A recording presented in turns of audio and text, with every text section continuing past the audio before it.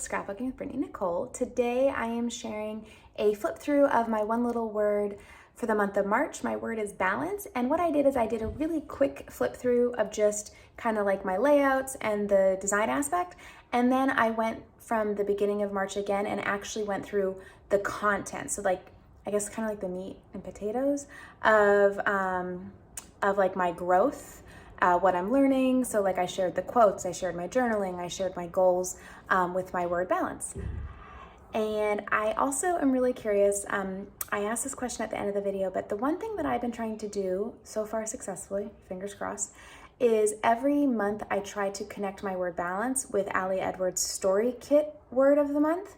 And I'm curious if there's something that you guys try to do every month. I'm blanking on ideas, but is there something that makes you kind of even more successful with your one little word if you do the one little word project that you purposefully document every month? Thanks for watching. Hello, welcome to Storybook Scrapbooking. Today I am sharing my one little word month of March, and I'm going to flip through the pages fairly quickly, and then I'm going to go back and share some of the things that I wrote and the meanings behind it. I've had some of you guys say you just like to see the flip through, and other people say that they'd be interested in seeing the sharing time. So this is my March.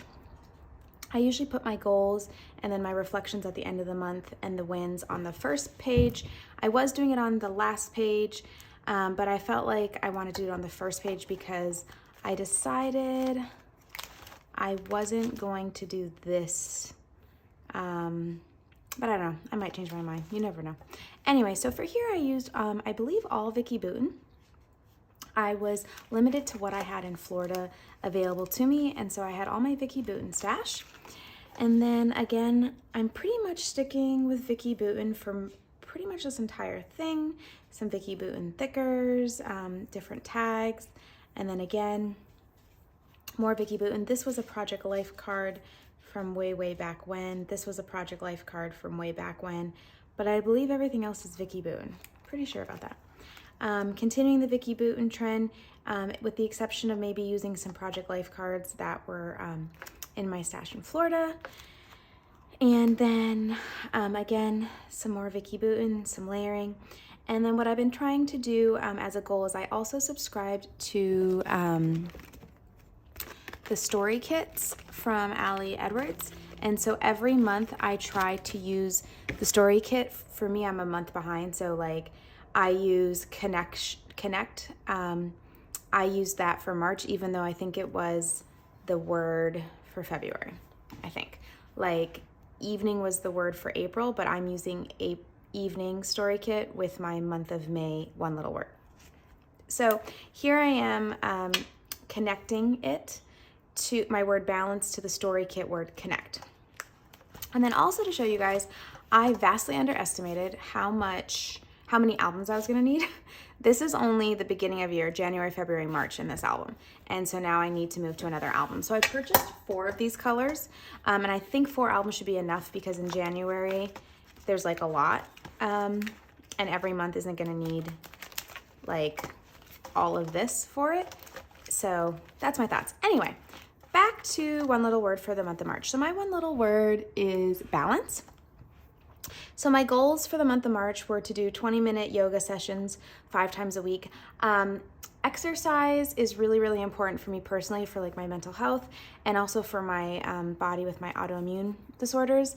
But at the same time, it's also a tricky thing for me because sometimes my body doesn't cooperate. And so that can get a little exasperating for me. So that's why I try to make it tangible. For me, I almost always can accomplish 20 minutes of yoga. However, the month of March also threw me some curveballs. I wanted to go to the dog park for at least 30 minutes, 6 times a week. And that's why I put this picture of Bailey with me at the Meisner Bark Park in Boca. He loved it. I loved it. I went early and earlier every morning, enjoyed some of the people I got to meet there. I love dogs. I'm a dog person, and I enjoyed just kind of that outdoor time.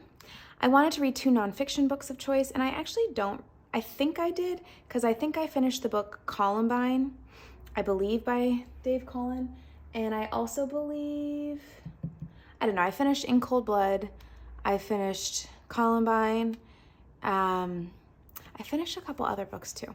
I'm thinking about doing a project where I document the books I read, so I'm not going to major on the minors here. I try to organize our budget, our expenses every Monday, so that way when it comes time for taxes, I have everything like organized for our tax accountant when it's time. So like for our 2020 taxes, I didn't have to like go through and spend days like categorizing all of our expenses because I do it almost every Monday, and that really helps me so I don't have to worry about like jam packing taxes in. And then I wanted to wrap up organizing taxes for February. Owning a business does make taxes slightly more complicated. So I'm on a learning curve with that one with our tax accountant.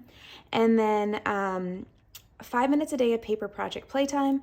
And then, excuse language, but completing a F budget. And I'm referencing Sarah Knight. She has a book, she has several books, and they're all, some foul language in the titles. But she also has this amazing podcast, and I don't remember. I'll try to put the name of it in the description box below. But and I'll try to link to the book I'm referring to. But she talks basically about like your F budget is like, what do you care about? Like, what do you have time to care about? Just like, what are you putting your money where your mouth is? Are you putting your time where your mouth is, and where you want to be?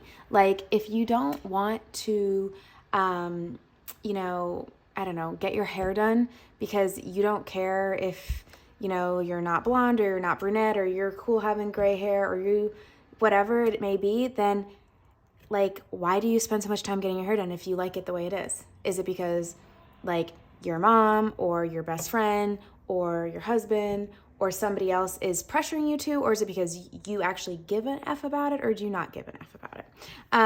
That's a very I don't know if that's a great example. I'm cool with my hair.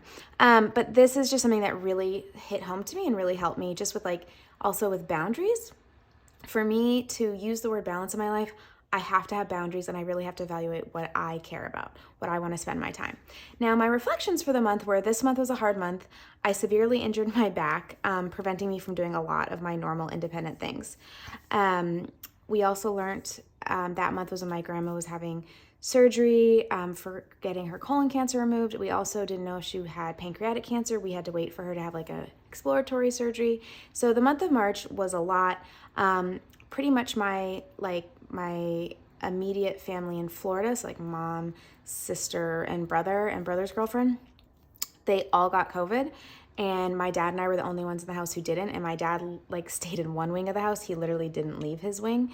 And then I stayed in another wing of the house with a separate exit and entrance, and couldn't go in the kitchen, couldn't go anywhere on their sides of the house where they were sick and quarantining, I guess, for lack of a better term. So it was hard.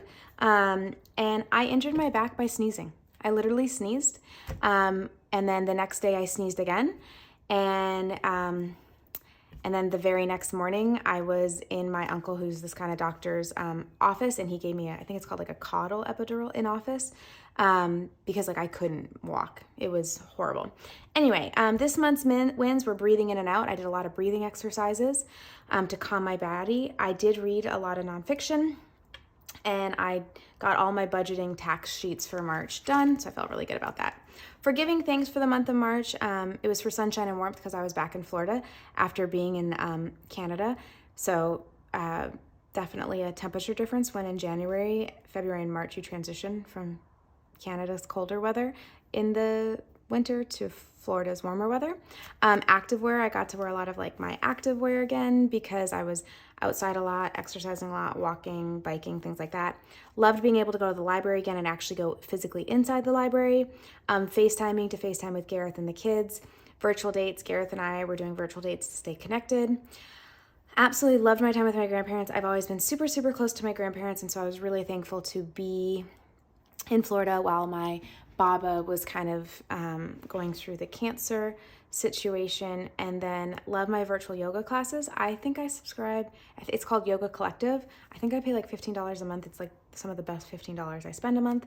And then I really love being able to do paper projects. I wasn't able to film a lot of anything I created in March and April because of the setup I had. But I still engaged in paper crafting. Here, I chose this photo to represent my give thanks because it's representing sunshine and warmth. I know I'm wearing active clothing during this time. And it's with the dogs Bailey and Ryder. And then for keep going, bringing balance to life in March with 20 minutes of yoga. So I was able to do that until I injured my back, and then I had to start transitioning to physical therapy. I did read one fiction book, and I also I think I read 2 nonfiction books, guys, but I'm blanking on the names. I got to include my one little word reflections with Connect Story Kit. That's really important to me. I want to explore how my one little word connects with other words. Paper project playtime, dog park, and then the tax budget organization. And I said keep going. Looked different this month due to a back injury from sneezing on March 3rd, so definitely messed things up. And then Bailey loves his time at the dog park. I take him just about every morning. It's just a really nice time, and he loves being outside. And then he also loves car rides, but he was pooped this day, so he actually went to like the bottom of the car and slept. It's really funny. Then for just this, note to self. Just this is like, remembering this part of the process. I want to remember that this is a journey for at least 12 months. I want to remember that I'm in control of how I choose to respond to every single thing. Caveat, that also includes I got to choose how I respond to being injured with my back and kind of going in like a pity party or okay, this happened, now how can I proactively respond? I'm responsible for me, and at the end of the day, I have to live with my choices, not others. And then never forget, I still struggle more than I would care to think about what others think. I do feel that the more I embrace balance in my life, the more I let go of what others think or perceive of me.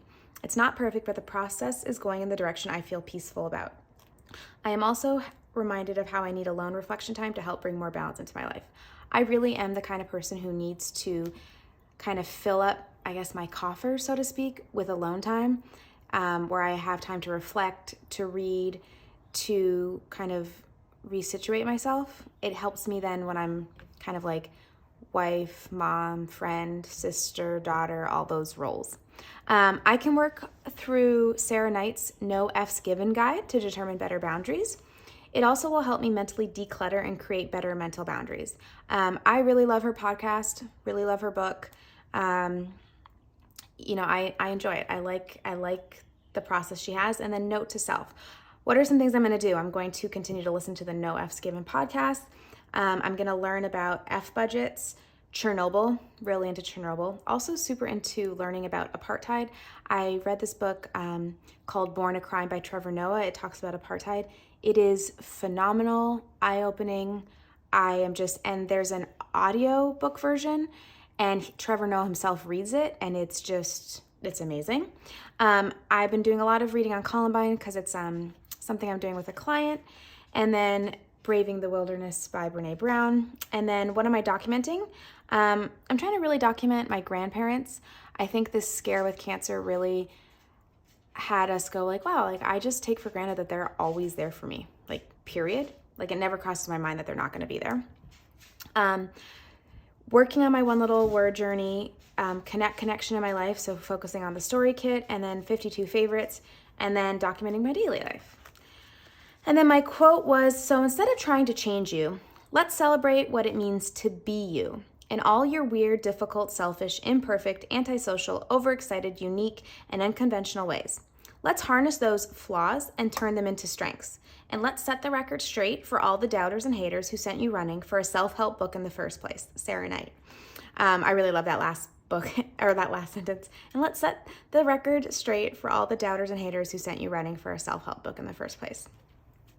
I say that I love this quote because I feel like part of my balance is balance and not celebrating me and what makes me me, but instead trying to conform. And so I really need to focus on being me. I am the best wife, mother, daughter, granddaughter, sister, friend, educator, etc. when I am taking care of me and not trying to be something I'm not. And so I'm really trying to live that. It's a lot easier to say it than to do it, but I'm trying. And then for connect, I used this quote from the kit: only through our connectedness to others can we really know and enhance the self. And only through working on the self can we begin to enhance our connectedness to others. It's kind of that yin and yang. you need to know yourself to connect better with others, but then you need to be connected to others to get better at knowing yourself. This is a picture I'm sending to Gareth for what I was wearing to our virtual date night. And then, you know, was important because Gareth and I really tried to stay connected, because I left January 25th and I didn't see him till I think like a week or two into April. And so, you know, there's a lot that goes on, and you can kind of get lost in just taking care of the kids, making sure the kids are situated, staying up to date on their activities, their school, etc., and then dealing with like business and running a house and things like that. But we really did try to prioritize to connecting with each other. And I have to say, like, he is my biggest champion, I feel like, when it comes to my self-growth and this journey. So that's kind of what I have. I'd be curious if you do want a little word, if there's something particular that you always try to incorporate every month besides just talking about the word. So like for me, every month I try to connect my word to the story kit. So I'm trying to connect balance to being connected. I can tend to be introverted and not per se connect with others, but this also means I need to be connected with myself and connect with others. And funny enough, I usually connect better with others the more in tune and connected I am with what I need and who I am. So I hope that all makes sense, guys. Thank you so much for watching, and I hope you have a great day. Bye.